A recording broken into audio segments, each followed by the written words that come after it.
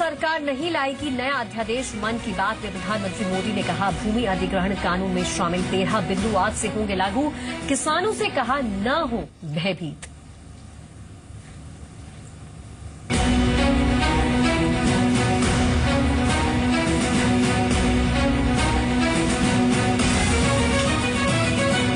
बिना इंटरव्यू के मिलेगी नौकरी। प्रधानमंत्री मोदी ने गरीबी से निकालने के लिए नौकरी में इंटरव्यू को खत्म करने का किया प्रस्ताव। युवाओं को बताया देश के लिए प्रेरणा।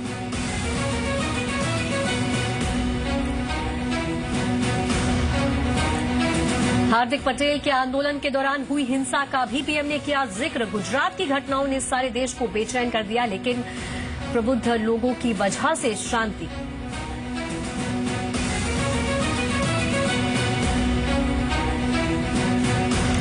बिहार में लालू नीतीश का पहला चुनावी शो आज। महागठबंधन की रैली में सोनिया भी होंगी शामिल। एसपी की ओर से मुलायम की जगह शिवपाल लगाएंगे हाजिरी।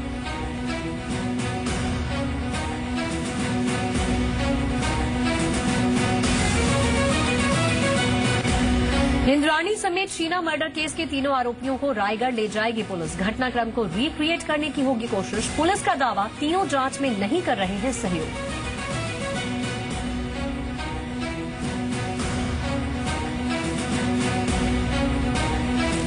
बेटे में खाल का दावा, इंद्राणी उसका भी कराना चाहती थी मर्डर। पुलिस सूत्रों की खबर, ड्राइवर श्याम राय ने कबूला, इंद्राणी ने मिखाइल की हत्या के लिए दी थी 10 लाख की सुपारी।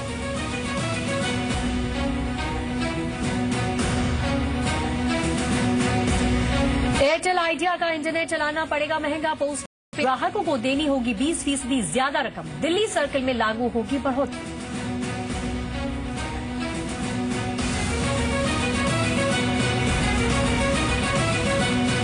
लड़का गर्लफ्रेंड को घुमाने ले गया गोवा, तो पत्नी पहले से पहुंचकर खड़ी थी एयरपोर्ट पर। भीड़ ने कैमरे में रिकॉर्ड किया फैमिली ड्रामा।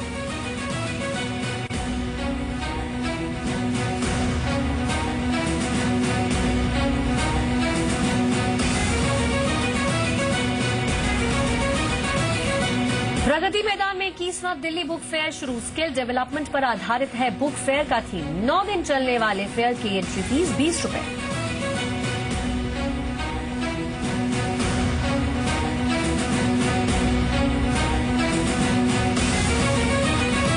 और चीन के गुआंगझी जुआंग में बारिश ने तबाही मचा दी है। सैलाब की वजह से सैकड़ों लोगों को महफूज जगहों पर शरण लेनी पड़ी।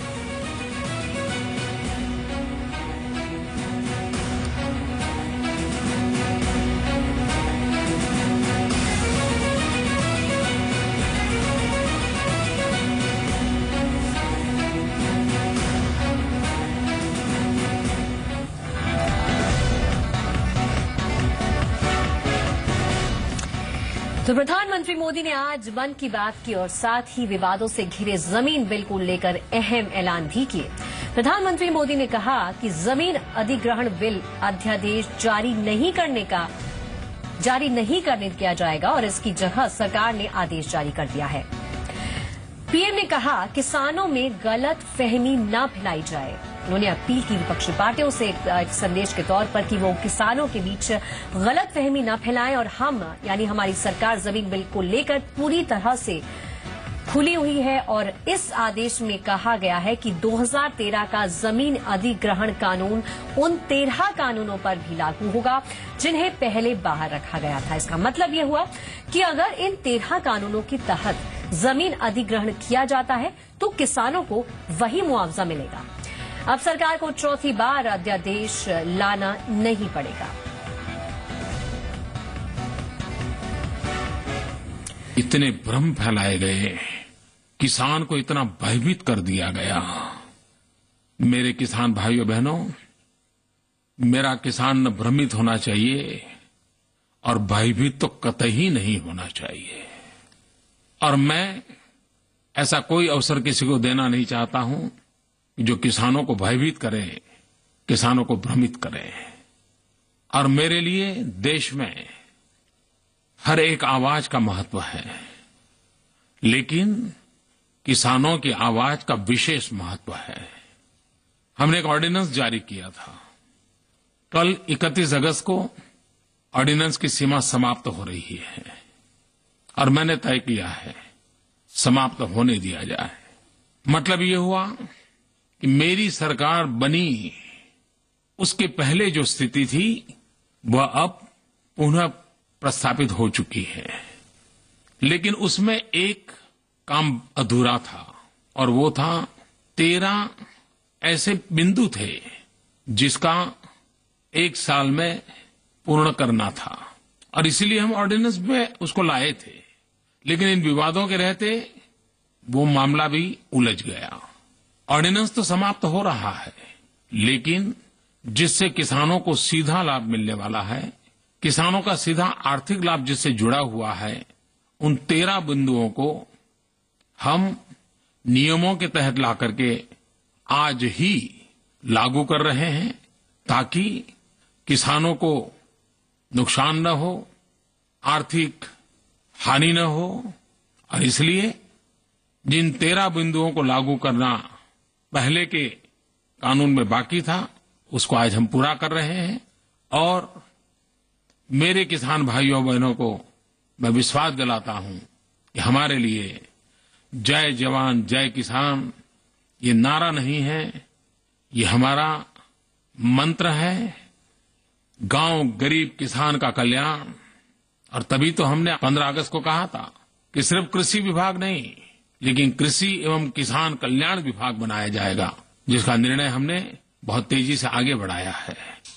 तो मेरे किसान भाइयों बहनों, अब न भ्रम का कोई कारण है और न ही कोई भयभीत करने का प्रयास करें तो आपको भयभीत होने की आवश्यकता है।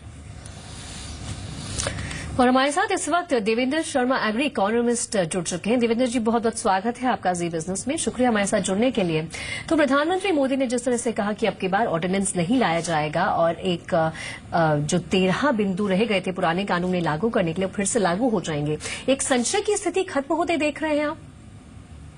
बड़ा स्टेप है और मुझे अच्छा लगा कि प्रधानमंत्री जी ने ये बात को क्लैरिफाई किया है, क्योंकि पिछले 1-2 दिन में देख रहे हैं कि अरुण जेटली जी की स्टेटमेंट आ रही है कि 2 दिन अभी और इंतजार करिए लैंड बिल के ऊपर। तो मुझे लगता है कि ये सारे जो कंफ्यूजन है प्रधानमंत्री जी ने आज हटा दिए हैं और ये बड़ा स्पष्ट कर दिया है कि जो अभी जो नया बिल आएगा, जो नया बिल मतलब जो 2013 का बिल लेके वापस आएंगे, उसमें जो 13 बिंदु जो रह गए थे जहां पर की कॉन्सेंट की जरूरत नहीं थी लैंड ओनर्स की, वो भी इसमें शामिल कर दिए गए हैं। यानी जिसमें 13 में आते हैं कोल, हाईवे, रेलवेज, ये सब जो एरियाज हैं, ऐसे 13 थे जिनके ऊपर कॉन्सेंट की जरूरत नहीं थी लोगों की। अब अगर मैं ठीक समझा हूं जो प्रधानमंत्री जी ने कहा है, तो उसका मतलब ये हुआ कि ये भी इसमें आगे हैं। इसका मतलब है कि अब इसके अंदर रिहेबिलिटेशन भी होगी, इसके अंदर सोशल इम्पैक्ट असेसमेंट भी होगा, इनका कॉन्सेंट भी लिया जाएगा लोगों का, तब ये जमीन एक्वायर होगी। शर्मा जी, गवर्नमेंट के सरकार के द्वारा जो ये स्टैट्यूटरी ऑर्डर लाया गया, इस डिसीजन को आप किस तरह से देखते हैं? मेरा ये मानना है कि बेसिकली ये मजबूरी है, क्योंकि सरकार की पूरी कोशिश थी, मंशा थी कि अगर राज्यसभा में नंबर होते उनके बिल्कुल ठीक, तो ये जो ऑर्डिनेंस है ये कब के कानून बन चुके होते। तो ये तो मजबूरी है। जब मजबूरी हो जाती है तो फिर कुछ आपको अपना देना ही पड़ता है एक्सप्लेनेशन। तो ये कहा जा रहा है कि जैसे कि देश के किसानों का बहुत हित होगा। अगर किसानों का हित अब होगा तो मुझे बताइए कि ऑर्डिनेंस लाने की क्या जरूरत थी? अगर हम उस समय ऑर्डिनेंस ला रहे थे तो उसमें 13 जो बिंदु जो अब आए हैं वो इंक्लूड कर देते, बाकी सब ठीक चलता। तो इसका मतलब साफ है, कहीं ना कहीं there is a gap in what we are being told to understand, और सच्चाई जो है वो क्या है। तो इसका मतलब कहने का कि मंशा तो कहीं और थी, लेकिन अब उसको जस्टिफाई करने के लिए हम ये बात कह रहे हैं कि सब किसानों का नुकसान नहीं होने देंगे। अगर नुकसान नहीं होने देते तो हमने 1 साल क्यों व्यस्त किया? हम उससे पहले भी शुरू हो सकते थे। जी, तो शर्मा जी, आगे की स्थिति आप स्पष्ट होती हुई देख रहे हैं? There is still a hope and hope of positivity. देखिए, एक हम ना भूलें कि ये पॉलिटिक्स जो है वो तरह तरह के रंग बदलती है। अभी बिहार का इलेक्शन अभी आ रहे हैं। बिहार के इलेक्शन के बाद जो रिजल्ट है, मुझे लगता है कि वो बहुत इस पे रिफ्लेक्ट करेंगे कि अगला जो कानून होगा, ऑर्डिनेंस दोबारा लाया जा सकता है कि नहीं लाया जा सकता। मुझे लगता है कि बिहार के इलेक्शन के ऊपर डिपेंड करेगा, क्योंकि एक तबका है भारत में जो कि ये शोर मचाता रहेगा कि कॉर्पोरेट जो है डेवलपमेंट कंट्री का जो है वो रुकेगा। ये नहीं बताया जा रहा कि जब स्पेशल इकोनॉमिक जोन आए थे 2006 में, तब भी यही आर्गुमेंट थी कि अगर स्पेशल इकोनॉमिक जोन नहीं बनेंगे तो देश का विकास रुक जाएगा। और आज हम जानते हैं कि स्पेशल इकोनॉमिक जोन इतना बड़ा स्कैंडल बन चुका है ना तो एम्प्लॉयमेंट जनरेट हुए, ना उसमें एक्सपोर्ट जनरेट हुए, और ना ही देश की जो ग्रोथ की हम बात करते हैं वहां से मिल पाई है। और वो जो लैंड है एक्वायर किया गया वो कहाँ गया और क्यों नहीं उन लोगों पे पनिशमेंट होनी चाहिए, ये कभी किसी ने पूछा नहीं है। तो कहने का मतलब है ये बेसिकली लैंड ग्रैब के लिए कोशिश हो रही है। और मुझे डर है कि अगर नंबर बिहार के जो, और बहुत सारे लोगों को डर है ये कि अगर बिहार में नंबर इलेक्शन का रिजल्ट कुछ आता है फेवरेबल होगा राज्यसभा के नंबर्स को ठीक करने के लिए, तो शायद ऑर्डिनेंस फिर लाया जाएगा। जी देवेंद्र जी, आप हमारे साथ बने रही। इस वक्त पीएन सिंह जी की प्रतिक्रिया आई है, वो सुन लेते हैं। बहादुर शास्त्री के नारे का भी उन्होंने आज स्वागत किया, जय जवान जय किसान। अफसोस की बात है, नारा उनको जरूर याद है, पर ना तो किसान की जय है ना तो जवान की जय है। आज 75 दिन से ज्यादा हो गए हैं कि हमारे पूर्व सैनिक धरना पे बैठे हैं, भूख हड़ताल पे बैठे हैं। तमाम बुजुर्ग हमारे जो पूर्व सैनिक हैं अस्पताल पहुंच गए हैं। यही प्रधानमंत्री जी हैं जिन्होंने भाषण दिया था रेवाड़ी में कि जब हमारी सरकार आएगी तो 100 दिन के अंतर्गत हम 1 रैंक 1 पेंशन पास करेंगे। 2014 दिवाली के तारीख पर इन्होंने 1 रैंक 1 पेंशन का घोषणा सियाचिन से किया था। अब तो दूसरी दिवाली आ गई, पर अब के मन की बात से हमारे पूर्व सैनिक अस्पताल तक चले जा रहे हैं, जूझ रहे हैं अपनी जिंदगी से। बॉर्डर पे हमेशा सुरक्षा उन्होंने इस देश की है। अफसोस की बात है प्रधानमंत्री के शब्दों का वजन इतना घट गया है। तो सुनिए आपने कांग्रेस की प्रतिक्रिया। और इस वक्त हमारे साथ फोन लाइन पे आलोक प्रियदर्शी भी जुड़ चुके हैं। आलोक, आपसे जानना चाहेंगे, डिटेल से समझाइए जो सरकार ने स्टैट्यूटरी ऑर्डर लाई है, what is the reason behind that? देखिए, सरकार को ये मालूम था कि 31 अगस्त को जो ऑर्डिनेंस पर जो चौथी बार सरकार लेके आई थी वो लैप्स होने वाला है, और जाहिर सी बात है कि वो इस बिल को राज्यसभा से पास करवाने में नाकाम रही। तो ऐसे में एक जो सरकार के विरोध में एक छवि बनाई जा रही थी, किसान विरोधी और गरीब विरोधी, उसको एक तरह से कहें तो जवाब देने के लिए एक रणनीति हो सकती है कि जो यूपीए सरकार ने अपने बिल में नहीं किया, जो 13 अलग अलग कानूनों के जरिए एक्विजिशन होता था, उसमें मुआवजे का कोई प्रोविजन नहीं था, उसमें कोई क्लैरिटी नहीं थी, उसको लाने के लिए, क्योंकि मोदी सरकार ने ये कहा था कि गांव में 4 गुना ज्यादा मुआवजा देगी, जो किसानों के हित की बात है। 4 गुना मुआवजा अभी तक यूपीए सरकार के लैंड बिल में नहीं था। तो ये 4 गुना मुआवजा इन सभी एक्ट के तहत भी 13 एक्ट के तहत मिले। और साथ ही साथ जो लैंड बिल में जो बाकी कमियां थी उसको बाद में देखने की बात कह के कम से कम ये सरकार ने सुनिश्चित कर दिया कि किसानों को अब मुआवजा भरपूर मिलेगा। और जाहिर सी बात है, इस बात की कह सकते हैं कि चुनाव में चर्चा जरूर बीजेपी करेगी, इस बात को भुनाने की कोशिश जरूर करेगी कि जो हम किसानों के हित में लैंड बिल में बदलाव लाना चाहते थे उसको यूपीए सरकार ने राज्यसभा में रोका, विपक्षी दलों ने राज्यसभा में रोका, लेकिन उसके बावजूद हमने एक स्टैट्यूटरी ऑर्डर लाके इन सभी प्रावधानों को लागू किया और हम ज्यादा किसान हितैषी हैं, किसानों को ज्यादा मुआवजा देने में यकीन रखते हैं। तो ये एक बात प्रचारित करने की कोशिश की जाएगी बिहार इलेक्शन तक। और जाहिर सी बात है, बिहार इलेक्शन बहुत क्रूशियल है। सरकार भी ये चाहती थी कि इस लैंड बिल को जो भी विवादित हो चुका था, जिस पर कंसेंसस नहीं बन पा रहा था, अगर उसको जबरदस्ती उस पर चौथी बार भी ऑर्डिनेंस लाती तो जाहिर सी बात है ये छवि सरकार के खिलाफ जाती। जो जिस तरह से विपक्ष कामयाब हो गया था ये लोगों को समझाने में कि सरकार का जो लैंड बिल है गरीब विरोधी है, किसान विरोधी है, तो अगर सरकार इस पर और अपना अड़ियल रवैया अपनाती तो बिहार इलेक्शन में उसको ज्यादा नुकसान हो सकता था। तो ऐसे में इस नुकसान की भरपाई करने के लिए सरकार ने ये 13 एक्विजिशन को लागू करके स्टैट्यूटरी ऑर्डर के जरिए ये कहीं ना कहीं मैसेज देने की कोशिश की है कि किसानों की हितैषी सरकार है।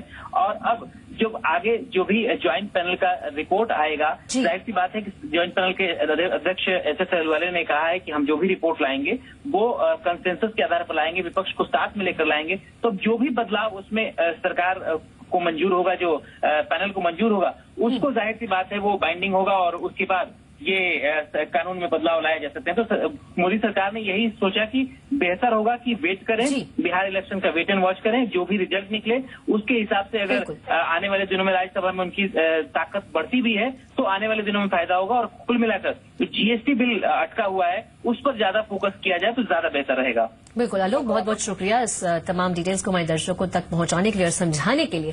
देवेंद्र जी हमारे साथ बने हुए हैं। शर्मा जी, आप बिहार के इलेक्शंस की बात कर रहे थे। वाकई में बिहार के इलेक्शंस बहुत ही क्रूशल हैं और जिस तरह से कहा जाता है, किवदंती है कि एक होता है politics and the second thing is Bihar politics.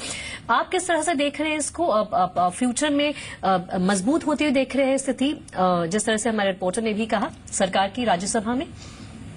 मैं यही बात पहले आपसे कह रहा था कि अगर बिहार इलेक्शन को हम देखते हैं तो बिहार इलेक्शन में अगर भाजपा या एनडीए पावर में आते हैं तो राज्यसभा के नंबर्स में बड़ा फर्क पड़ता है और जब वो फर्क पड़ता है तो उनके नंबर जो है वो मैनेज करने आसान हो जाते हैं। तो इसलिए वो इंतजार करेंगे कि बिहार के रिजल्ट के जो नतीजे हैं और जब वो नतीजे आ जाएंगे तो मुझे इसमें कहने में कोई वो नहीं है कि शायद हो सकता है कि आप ऑर्डिनेंस दोबारा फिर देखेंगे, क्योंकि कोशिश सरकार की यही है कि ये जो कहा जा रहा है कि किसानों के हित में है, किसानों के हित में कतई नहीं है, क्योंकि किसानों के कतई होता अगर हित में होता तो एक साल में आपने जो सारे सब जितने भी प्रोविजन थे किसानों के हित के वो तो हटा दिए थे ऑर्डिनेंस के अंदर। अब तो मजबूरी करके आपको ये लाना पड़ रहा है, लेकिन ये अच्छा एक स्टेप जो हुआ है वो ये हुआ है कि 13 जो बाकी कानून रह गए थे जिनको जो कवर अप नहीं होते थे इसके अंदर वो भी आपने इसमें ऐड कर दिए। ये तो अच्छी डेवलपमेंट है, ये हम मानेंगे। और अगर यही रहे तो मुझे लगता है कि ये एक बहुत बड़ा एक मैसेज आएगा कि ये देश वाकई ही किसानों के साथ है, ताकत है। बहुत बहुत शुक्रिया देवेंद्र जी, आपका हमारे साथ जुड़ने के लिए। लोग आपका भी शुक्रिया। चलिए बढ़ते हैं अगली खबर की तरफ। पटेल समुदाय के आरक्षण की मांग पर प्रधानमंत्री ने कहा कि गुजरात की घटना ने देश को दुख से भर दिया। कम समय में गुजरात सरकार, गुजरात के भाइयों ने स्थिति को संभाल लिया। सरदार पटेल और गांधी की धरती एक बार फिर विकास के पथ पर चल पड़ी है, ऐसा प्रधानमंत्री मोदी ने आज अपनी मन की बात में कहा। गुजरात की घटनाओं ने, हिंसा के तांडव ने सारे देश को बेचैन बना दिया और स्वाभाविक है कि गांधी और सरदार की भूमि पर कुछ भी हो जाए तो देश को सबसे पहले सदमा पहुंचता है, पीड़ा होती है। लेकिन बहुत ही कम समय में गुजरात के प्रबुद्ध सभी मेरे नागरिक भाइयों बहनों ने परिस्थिति को संभाल लिया, स्थिति को बिगड़ने से रोकने में सक्रिय भूमिका निभाई और फिर एक बार शांति के मार्ग पर गुजरात चल पड़ा। शांति, एकता, भाईचारा यही रास्ता सही है और विकास के मार्ग पर ही कंधे से कंधा मिला करके हमें चलना है। विकास ही हमारी समस्याओं का समाधान है। और चलिए वक्त छोटे से ब्रेक का है, जल्द हाजिर होते हैं।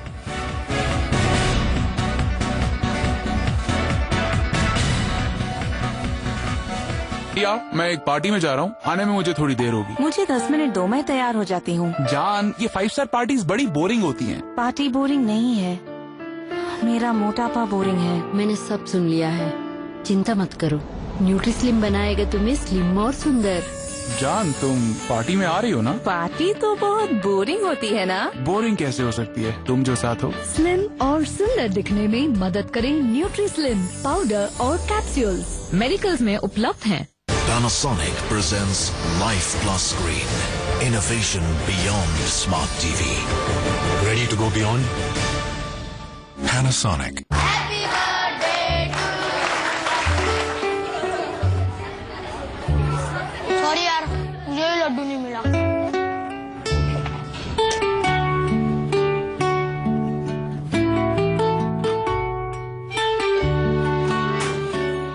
खास चीजें हो या इन्वेस्टमेंट, अलग अलग जगहों पर रखने में ही समझदारी है। इसीलिए म्यूचुअल फंड्स या आपके पैसों को अलग अलग जगहों पर इन्वेस्ट कर मार्केट के रिस्क को कम करते हैं। म्यूचुअल फंड, सेविंग का नया तरीका। म्यूचुअल फंड निवेश बाजार जोखिमों के अधीन है। योजना से जुड़े सभी दस्तावेजों को ध्यान से पढ़ें।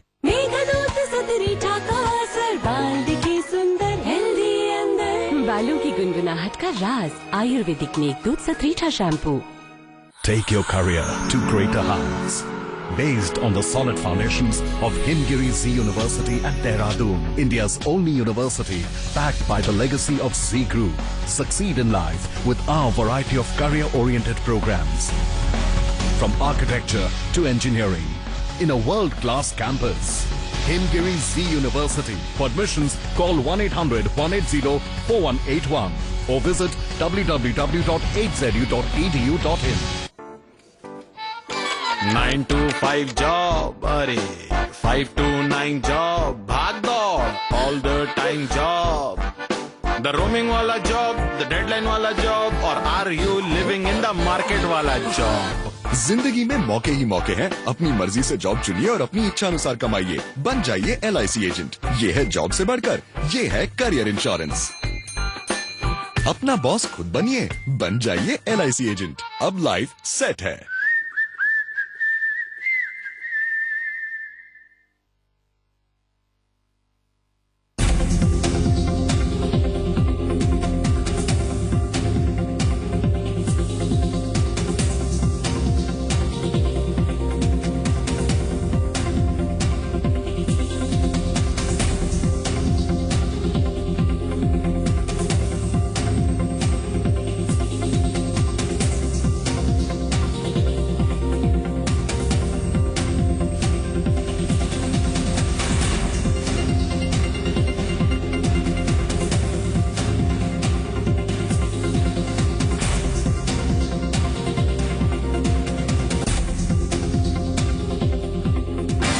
प्रस्तुत करता रूप मंत्रा आयुर्वेदिक फेस क्रीम। ये कोई कॉस्मेटिक नहीं, आयुर्वेदिक औषधि है।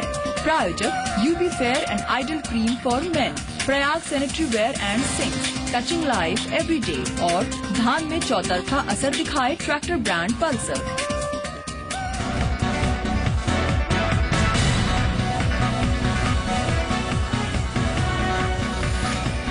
और ब्रेक के बाद एक बार फिर से आपका स्वागत है। चलिए आपको सीधे ले चलते हैं पटना में, जहां पर स्वाभिमान रैली आज महागठबंधन की होगी। आपको तस्वीर देख सकते हैं, लालू प्रसाद यादव, नीतीश कुमार संदेश देते हुए अधिक से अधिक सीट लाकर बिहार में पुनः नीतीश कुमार के नेतृत्व में हम लोग सरकार बनाए। इसी शुभकामना के साथ हम लोग आगे बढ़ेंगे। सोनिया गांधी जी भी आ रही हैं थोड़ी देर में, उनका भी हम लोग अभिनंदन करें। तो यहाँ पर आज स्वाभिमान रैली हो रही है बिहार में। आरजेडी और जेडीयू का महागठबंधन और कांग्रेस पहली बड़ी रैली है ये आज। तस्वीरों में देख सकते हैं आप, लोगों का हुजूम वहां पर जमा है और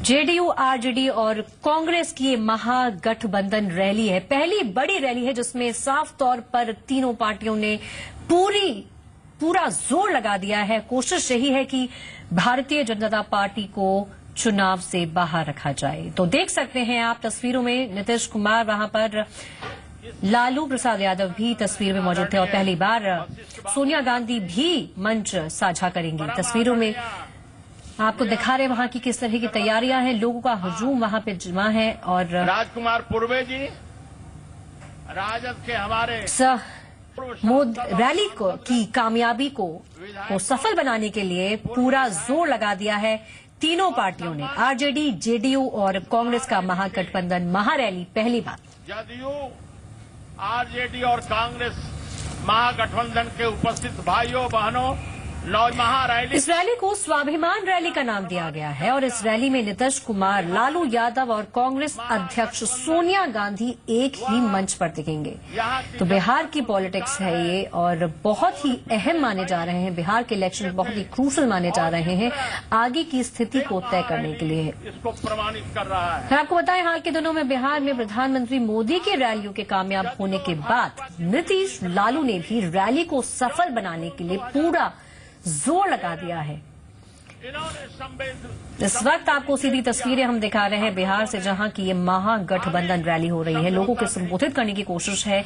ये कोशिश रहेगी कि बिहार में अब विकास होगा।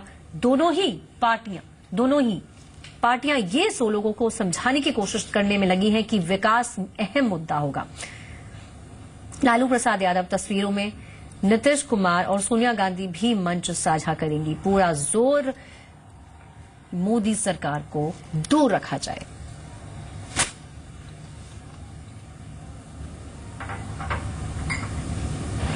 बिहार का हमारा एक गठबंधन भारतीय जनता पार्टी की हर चुनौती को स्वीकार करने के लिए तैयार है। आज पटना के गांधी मैदान से भाजपा के विरोध की एक नई राजनीति की शुरुआत होगी, जिसको आप गैर भाजपावाद भी कह सकते हैं। आज का रैली, नरेंद्र मोदी का जितना भी रैली है उसका जवाब पटना के गांधी मैदान से मिल जाएगा और जिस तरह दिल्ली में हारी है भाजपा, उसी तरह बिहार में भी उनकी बारी है। और इस वक्त हमारे साथ फोन लाइन पे रवि त्रिपाठी हमारे संवाददाता जुड़ चुके हैं। रवि, किस तरह की तैयारियां देख रहे हैं आप वहां पर? देखिए, जाहिर सी बात है कि पहली रैली है और पहली रैली में सारे जो दल है उसको एक मंच पे होना है। तो ऐसी रैली की तैयारी जबरदस्त है। और जहां तक विपक्ष की बात है तो विपक्ष का कहना है कि ये रैली फ्लॉप है। मांझी जी का अभी इंटरव्यू किया, उन्होंने ये बात कही, जो जीतन राम मांझी जो पूर्व सीएम है। और गाड़ियों की तादाद ज्यादा है, चूंकि सरकारी रैली है, सरकार में जेडीयू है और जेडीयू के साथ गठबंधन है आरजेडी का और कांग्रेस का। तो जाहिर तौर पर उनका कहना यह है कि सरकार की तरफ से रैली है, इसलिए सरकार की गाड़ियां और तैयारी पटना में है, तो इसलिए सरकार की पूरी ताकत लगी है, इसलिए रैली में भीड़ दिख रही है। लेकिन फिर भी ये रैली मोदी साहब की जितनी रैलियां थी उसकी तुलना में ये फ्लॉप रैली है। लेकिन माना जाए कि पूरी ताकत लगाएगा ये गठबंधन, क्योंकि उनको भी, उनके लिए एक बड़ी चुनौती है अपनी भीड़ दिखाना, एक ताकत दिखाना। पटना की रैली के माध्यम से बिहार में एक मैसेज जाता है। जो गांधी मैदान है, गांधी मैदान की रैली का मकसद होता है कि बिहार के पूरी जनता को मैसेज देना, भीड़ और उसके साथ साथ जो भी बातें कही जाएंगी, क्योंकि एक मंच से सोनिया गांधी, लालू यादव और नीतीश कुमार तीनों होंगे, तो इस मामले में इसका मैसेज भी जाना है और दोनों विपक्ष पर निशाना भी साधना है, क्योंकि अभी तक नरेंद्र मोदी जितने हमले कर चुके हैं खासतौर पे दोनों नेताओं पर, उनका भी जवाब देना है इस मंच के जरिए। जी रवि, और खास तौर पर एक अहम बात है कि स्वाभिमान रैली इसको नाम दिया गया है। प्रधानमंत्री मोदी के जो पिछली बार कमेंट्स थे डीएनए को लेकर, उसके लिहाज से जी रवि, चलिए रवि त्रिपाठी से हमारा संपर्क इस वक्त टूट चुका है। फिलहाल बढ़ते हैं अगली खबर की तरफ, लेकिन आपको खबर हम आपको लगातार दिखाते रहेंगे इस रैली से जुड़ी हुई भी। और अब खबर आपके काम की बताते हैं। दिल्ली पुलिस ने ट्रायल बेस पर एक नया ऐप लॉन्च किया है। इस ऐप के जरिए कानून तोड़ रहे किसी भी शख्स की तस्वीर या वीडियो आप सीधे दिल्ली पुलिस तक पहुंचा सकते हैं। इस काम के लिए दिल्ली पुलिस ने इनाम देने का भी ऐलान किया है। देखिए हमारी रिपोर्ट। कानून तोड़ने वालों के खिलाफ मोबाइल बनेंगे हथियार।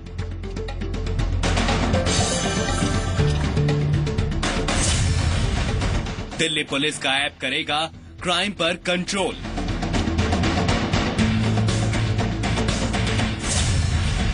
जनता से ऐप के जरिए सीधे जुड़ेगी दिल्ली पुलिस।